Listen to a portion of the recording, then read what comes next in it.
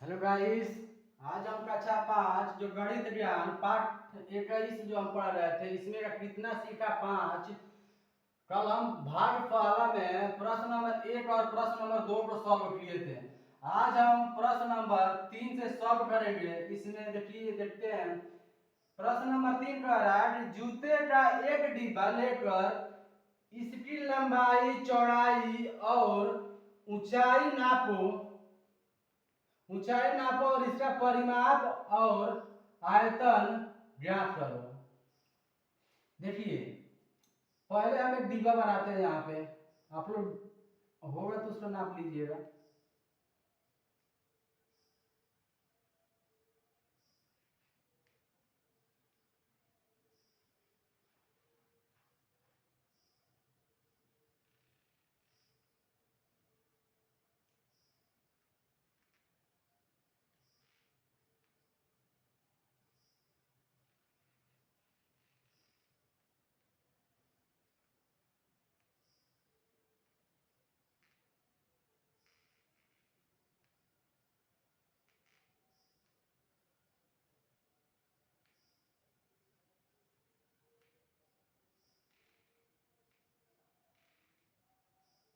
ऐसे डिब्बा होता है। इस डिब्बे का आप लोग नाप लीजिएगा।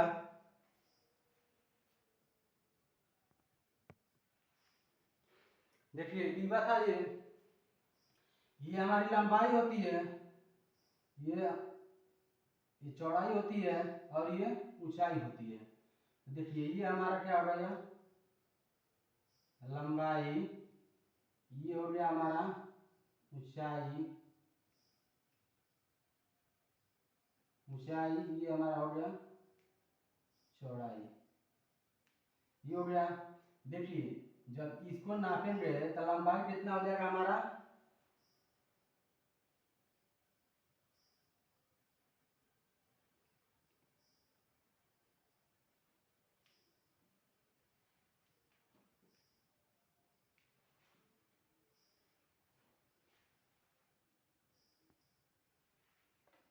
इसको अब नापेंगे। देखिए ये हमारा 27 हो जाएगा। 27 सेंटीमीटर। ये हो जाएगा। चौड़ाई कितना हो जाएगा, 14 सेंटीमीटर। ये हो जाएगा 9 सेंटीमीटर। आप नाप लीजिएगा इसको। स्केल से नापेंगे तो नहीं जाएगा। डिब्बा ले लीजिएगा और जूते वाला, उसके बाद उसको नापिएगा। देखिए लंबाई कितना हो गया हमारा, 27 सेंटीमीटर। चौड़ाई कितना हो गया, 14 सेंटीमीटर। और ऊंचाई 9 सेंटीमीटर। ये 9 सेंटीमीटर। अब यहाँ पे हम सूत्र लिखते हैं। यहाँ पे हल करते हैं इसको। घनाभ घनाभ का घनाभ डिब्बे घनाभ का लंबाई या घनाभ डिब्बे का लंबाई लिख सकते हैं, परिमाप से लिख सकते हैं। देखिए घनाभ का परिमाप ये घना भी ना बन रहा है, घना बन रहा है। देखिए ये होता है। देखिए इसकी चारों हमारा क्या होता है, परिमाप होता है। जो चारों तरफ से होता है वही हमारा परिमाप होता है। तो ये हो जाए 4 और इसमें हो जाएगा हमारा लंबाई प्लस चौड़ाई प्लस ऊंचाई। ये होता है। अब इसको रख दीजिए।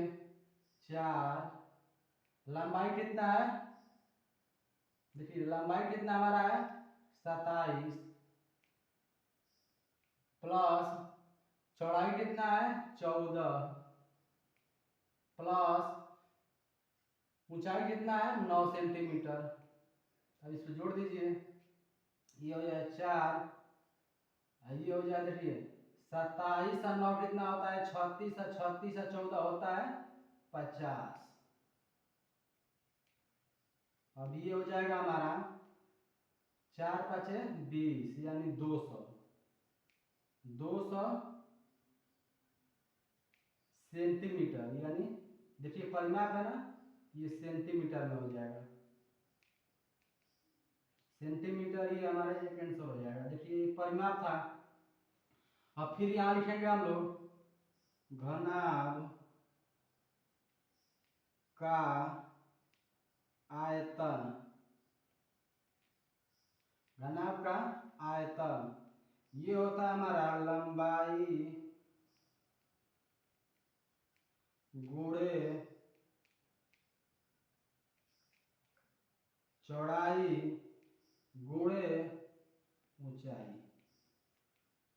ये होता है लंबाई कितना है 27, चौड़ाई कितना है 14, ऊंचाई कितना है 9। अब इसे गुणा कर दीजिए। देखिए 14 साते 98, 14 5 7 14 14 98 के 8 हासिल 9, 14 दूनी 28 और 9 37, 28 और 9 37 हो जाएगा। अब देखिए फिर इसमें गुणा कर दीजिए 8 से 9 से, यहाँ पे सॉरी 9 8 72 के 2, ये हो जाएगा 9 7 63, 9 8 72 के 2 हासिल 7 हो गया, और 9 7 63 और 7 कितना हो जाएगा 70 के 0 हासिल 7, और 9 3 27, 27 और 3 34, ये हो जाएगा घन सेंटीमीटर। घन सेंटीमीटर ये हमारा आंसर हो जाएगा। देखिए ये हमारा आयतन हो गया, ये हमारा परिमाप हो गया। परिमाप जो चारों तरफ से होता है वही हमारा परिमाप होता है। आयतन क्या होता है लंबाई चौड़ाई और ऊंचाई तीनों उसका। अब ऐसे ही प्रश्न नंबर 3 सॉल्व हुआ। प्रश्न नंबर 4 पर सॉल्व करेंगे। अगर इसमें थोड़ा भी कहीं डाउट हो या समझ में ना आया हो तो आप लोग कमेंट करिएगा, फिर उस सवाल को हम बताने का प्रारंभ करेंगे या शुरू करेंगे उसको। आइए अब देखते हैं प्रश्न नंबर 4। इसमें कह रहा है कि 1 लाख मतदाताओं में से 75,500 मतदाताओं ने मतदान किया, कितने प्रतिशत मतदान हुआ। मतलब देखिए कितने हैं लोग, कितने हैं वोट देने वाले 1 लाख, जिसमें का वोट कितने लोग दिए हैं 75,500। अब इसमें पूछ रहा है कि कितने परसेंट यानी कितने प्रतिशत मतदान यानी वोट दिए वो लोग। यहाँ पे सॉल्व करते हैं इसको। हल में कुल मतदाता, कुल मतदाता कितने हैं 1 लाख।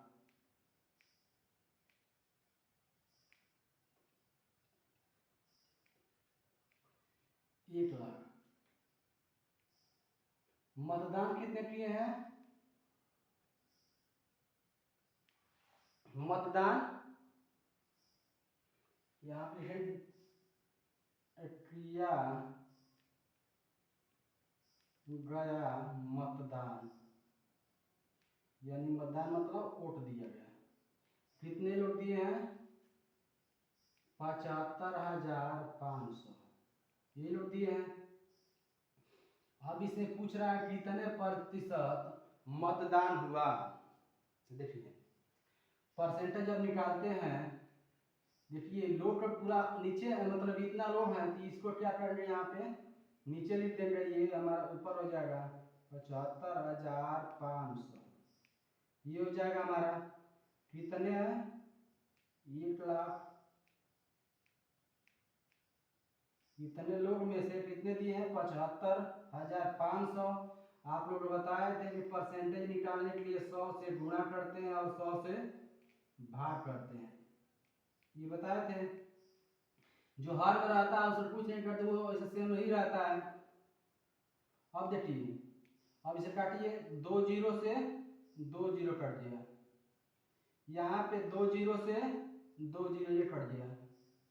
ठीक, अब देखिए बचा कितना, 7,755, 755 बचा। अब देखिए यहाँ पे 10 है तो 10 से बांट देंगे तो ये हो जाएगा हमारा 7 5 यानी 75.5। मतदाताओं ने क्या दिया, मतदान किया यानी वोट दिया। तो यहाँ पे हमारा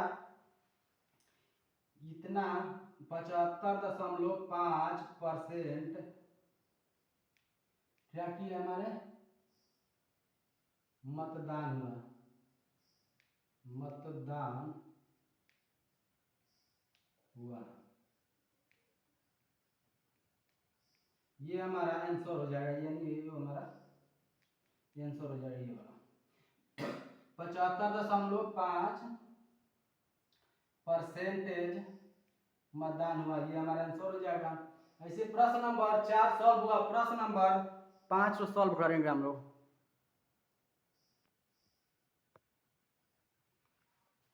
अब आइए प्रश्न नंबर 5 देखते हैं। निम्नलिखित का आयतन ज्ञात करो। ये हमारा आयतन ज्ञात करना, देखिए क दिया है घन का भुजा 2.5 सेंटीमीटर है, तो इसका आयतन ज्ञात करना है। तो यहाँ पर लिखेंगे हम हल में घन का आयतन कितना होता है, भुजा क्यूब, यानी क्यूब का मतलब होता है 3 बार। तो देखिए इसमें भुजा कितना दिया है, 2.5 का क्यूब ये दिया है। इसको ऐसे भी लिख सकते हैं 2.5 गुणे 2.5 गुणे 2.5। इसको 3 बार लिख सकते हैं। अब जब इस पर गुणा करेंगे तो देखिए पहले सिंपल गुणा कर लीजिए, कि जब इस पर गुणा कर, देखिए यहाँ पे गुणा कर देते हैं 25, फिर 25 से, ये देखिए 25 से 5 हासिल 2, अब 5 दूनी के 10 या 2 12, और 2 5 10 से 0 हासिल 1 2 दूनी 4 5, ये हो जाएगा हमारा 5 यानी 625 ये हो जाएगा। फिर जब 25 से गुणा करेंगे इसमें तो 25 5 125 हासिल 5 12, 25 5 125 हासिल बचा हमारा 12, अब 25 दूनी 50, अब 12 होगा 62 के 2 हासिल 6, 25 चौके 100, 25 6 का 150, 150 में हम जोड़ेंगे कितना 6, ये हो जाएगा 56,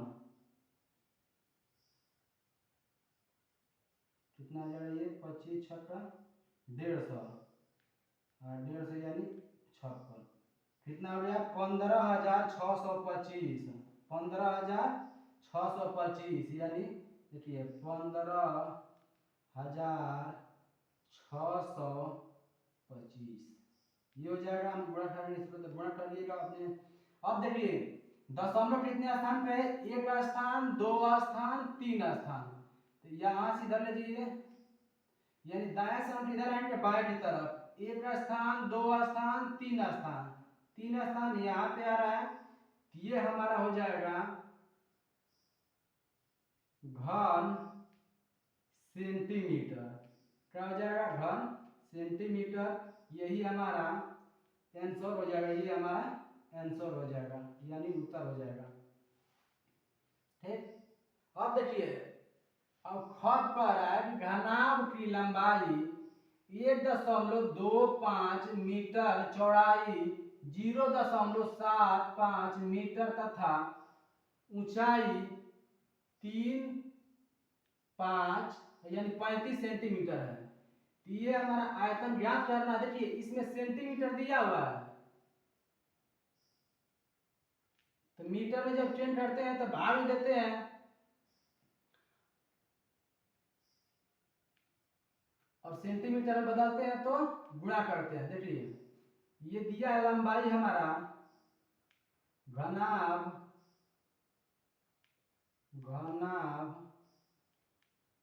की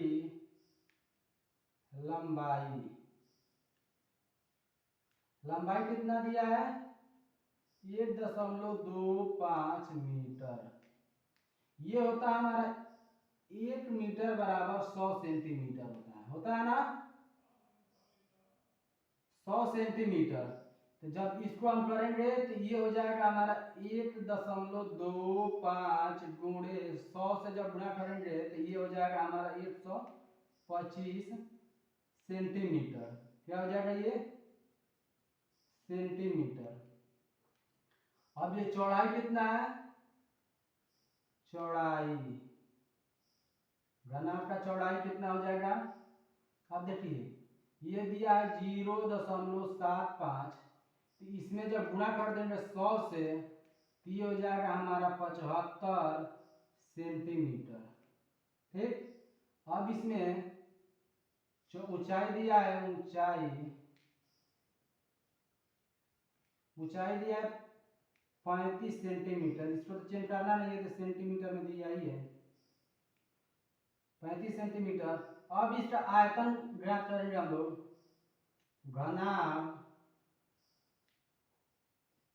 घनाभ का आयतन बराबर लंबाई गुणे चौड़ाई गुणे ऊंचाई। ये सूत्र होता है हमारा। अब इसको रख दीजिए 125 सेंटीमीटर ये है फिर गुणे 75 गुणे 35 ये हो जाएगा। जब इसको हम लोग गुणा करेंगे तो कितना आ जाएगा इसे गुणा करिए। देखिए यहाँ पे गुणा कर देते हैं साइड में 125 में 75 से 25 पे 5 दूनी 10 और 2 12 के 2 हासिल 1 और 5 एकम 5 1 6 और फिर 7 से 7 5 35 पे 5 और 7 दूनी 14 या 3 होता है 17 के 7 हासिल 1 और 7 एकम 7 1 8 कितना है ये 5 7 7 6 13 के 3 हासिल 1 8 1 9 और फिर इतना आया ना फिर इसमें कितने से गुणा करना है 35 से गुणा कर दीजिए। देखिए 5 25 के 5 हासिल 2 5 7 35 और 2 होता है 35 और 2 37 के 7 हासिल 3 5 3 15 3 होता है 18 के 8 हासिल 1 और 5 9 45 1 46 हो जाएगा। फिर 3 5 15 के 5 3 7 21 1 22 के 2 हासिल 2 तितरी के 9 और 2 11 के 1 हासिल 1 और 29 27 1 28 5 7 5 12 के 2 8 2 10 1 11 6 1 7 1 8 8 4 12 के 2 हासिल 1 ये हो जाएगा 3,28,125 कितना हो जाएगा 3,28,125 ये हो जाएगा हमारा। देखिए आप लोग गुणा करिएगा 3,28,125 ये क्या हो जाएगा हमारा घन सेंटीमीटर। ये भी हो जाएगा हमारा घन। यहां से मिटा देते हैं इसको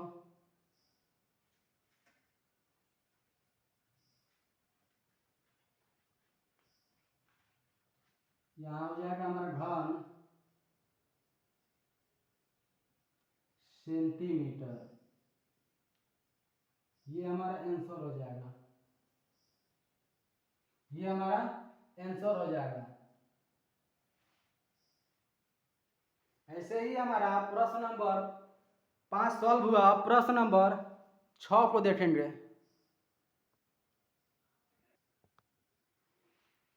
अब आइए प्रश्न नंबर 6 देखते हैं। देखिए इसमें कह रहा है कि पानी की टंकी 3 मीटर लंबी, 2 मीटर चौड़ी तथा 1.5 मीटर गहरी है।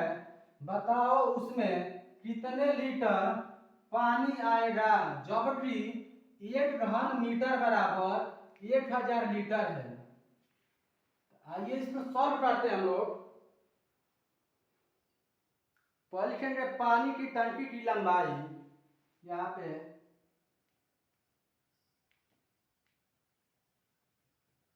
हल में पानी की टंकी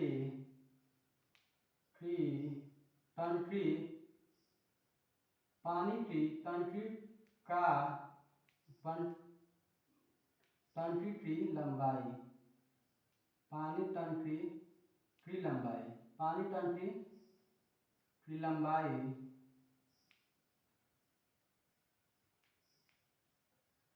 पानी टंकी की लंबाई, देखिए लंबाई कितना दिया है हमारा 3 मीटर,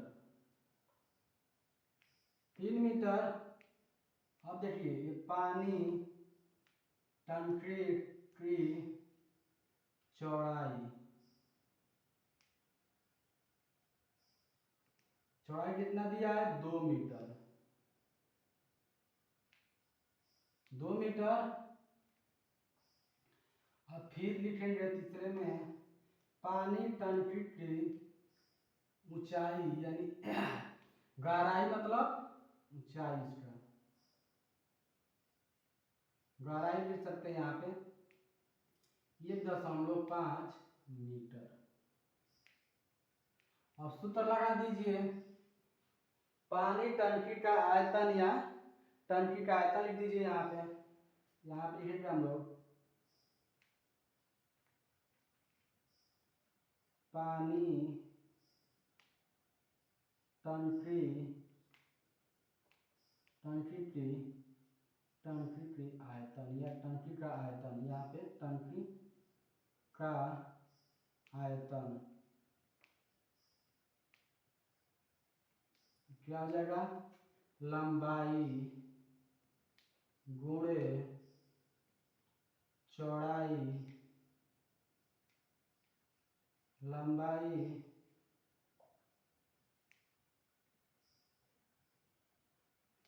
गुणे चौड़ाई गुणे ऊंचाई। अब इस तरह दीजिए, लंबाई कितना है 3, चौड़ाई कितना है 2, हाइट कितना, ऊंचाई 1.5। देखिए ये हो जाएगा 3 दूनी 6, जब 6 से इसमें 15 छक्का 90 हो जाएगा, ये डायरेक्ट गुणा कर दीजिए 15 छक्का 90। अब देखिए 1.1 का स्थान पे, एक स्थान पे लिख दीजिए कि ये हो जाएगा 9 घन मीटर, बराबर हो गया। अब फिर इसमें कह रहा है 1 घन मीटर, 1 घन मीटर बराबर कितना है 1000 लीटर, 1000 लीटर दिया हुआ है। अब देखिए यहाँ पर हम लिख सकते हैं 9 घन मीटर बराबर 9 गुणे 1000, ये हो जाएगा 9000 घन, ये हो जाएगा लीटर में 9000 लीटर, यानी यही हमारा क्या हो जाएगा आंसर हो जाएगा 9000 लीटर, ये हमारा आंसर हो जाएगा। प्रश्न नंबर 6 सॉल्व हुआ। प्रश्न नंबर 7 को देखेंगे। प्रश्न नंबर 7 देखिए, इसमें कह रहा है साबुन की 6 टिकिया 81 रुपए में मिलती है, ऐसे ही 27 टिकिया खरीदने के लिए कितने रुपए चाहिए। यहाँ पर लिखेंगे, देखिए यहाँ पर सॉल्व करते हैं इसको। साबुन की 6 टिकिया 6 टिकिया का मूल्य या रुपए कितना है? मूल्य 81 रुपए, 81 रुपए है। तो यहाँ पे लिखेंगे साबुन की एक टिकिया का मूल्य बराबर ये हो जाए 81/6, ये हो जाएगा। फिर लिखेंगे यहाँ पे, फिर की 27 टिकिया का मूल्य बराबर 81/6 गुणे 27, ये हो जाएगा हमारा 27। अब देखिए काटिए इसको, 3 दूनी के 6 और 3 नवा 27 हो गया। अब इसे गुणा कर दीजिए, 9 एक 9 और 9 आठे 72, 229/2, ये हो जाएगा। अब इसको भाग दे दीजिए, यहाँ पे भाग दे दीजिए इसको, कितने में? 729 में। 2 से 2 तिहाई 6, ये 1 और ये 2 हो गया। 3 2 तिहाई 2 छठे 12, ये हो जाएगा, कट गया। अब ये 9 हो जाएगा, 2 चौके 8, 1 बचा, दशमलव बढ़ाइए, 2 पाँचे यहाँ पे 10, ये हमारा कट गया। कितना गया? 2 पाँचे 10, यानी 364.5 रुपये। इसको हम लिख सकते हैं यहाँ पे, जब भाग देंगे 364.50 इसे लिख सकते हैं, यानी 50, ये 5 पैसा नहीं होगा, 50 यहाँ पे जीरो लगा देंगे और यहाँ पे क्या हो जाएगा? रुपए। ये हमारा रुपए हो जाएगा। अभी हम समझाने के लिए यहाँ पे किए थे, ये हमारा देखिए 364.50 रुपए हो जाएगा, यानी दशमलव के बाद क्या होता है? हमारा पैसा होता है। क्या होता है? ये पैसा होता है। ये हमारा आंसर हो जाएगा। ठीक। अब प्रश्न नंबर 8 जो सॉल्व करेंगे,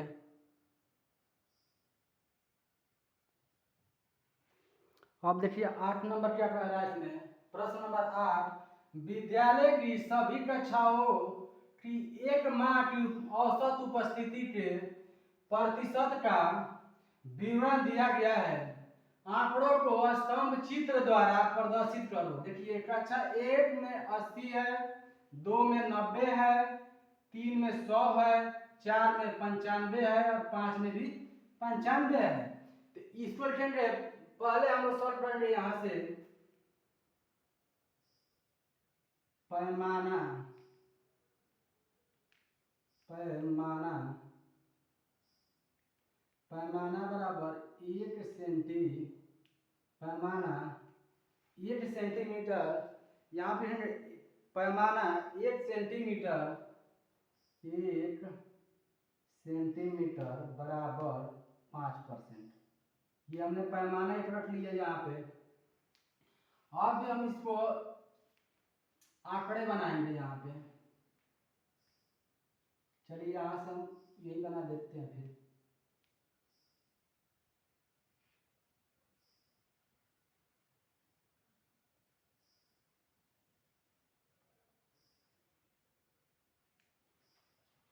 ये हम आंकड़े बना देते हैं।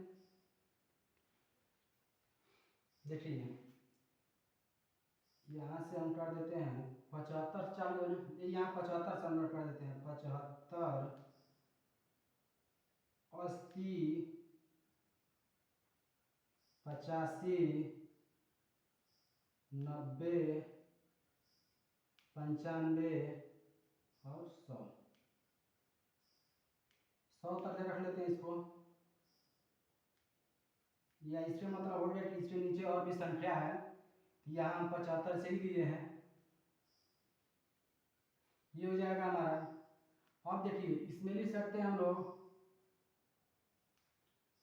औसत उपस्थिति का प्रतिशत, यहाँ पर लिखते हैं औसत प्रतिशत, औसत उपस्थिति के प्रतिशत, यहाँ पर लिखेंगे, चलिए यहाँ पर लिख देते हैं हम, आप लोग सीधा कर, यहाँ उल्टा ही लिखे, औसत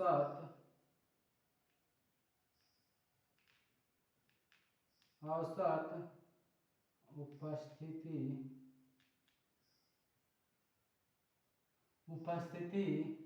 की प्रतिशत, की यहाँ पे उपस्थिति की प्रतिशत, प्रतिशत यानी इसमें लिख देंगे हम परसेंटेज, ये हो जाएगा। चाहे ऐसे लिखिए चाहे ऐसे लिख दीजिए, कोई दिक्कत नहीं है। अब देखिए ये हमारा नीचे हो जाएगा कक्षा, कक्षा हो जाएगा। अब देखिए यहाँ पे लिख देंगे 1 2 3 4 और 5 कक्षा है। अब देखिए एक में तो आ रहा है 80, यहाँ पे 80% आ रहा है। देखिए यहाँ पे 80 है, यहाँ पे 80 है, 80 यहाँ पे है, तो इसके सामने से हम लोग क्या बनाएंगे, एक स्तंभ बनाएंगे। ये स्तंभ हो गया हमारा।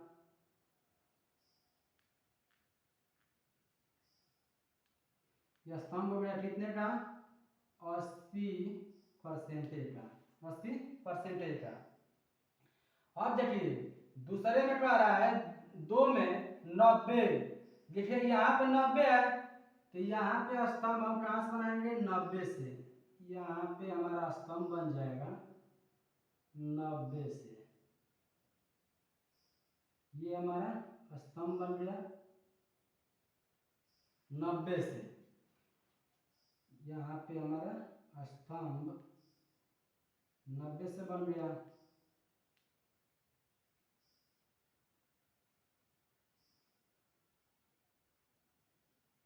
स्तंभ 90, ये कितना हो जाएगा, 90%, 90%, ये हमारा 90% हो जाएगा। और कक्षा 3 में क्या आ रहा है, 100, देखिए ऊपर दिया हुआ है 100, तो ये यहां से हम लेंगे,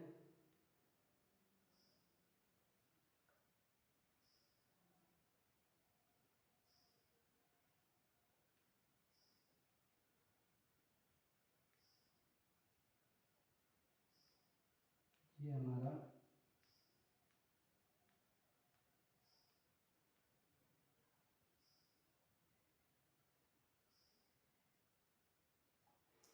ये हो गया 100%, कितना, 100%। और कक्षा 4 में क्या आ रहा है कि 95, देखिए ये यहाँ एकदम सामने 95 है, 95 सामने से हम स्तंभ बनाएंगे यहाँ से,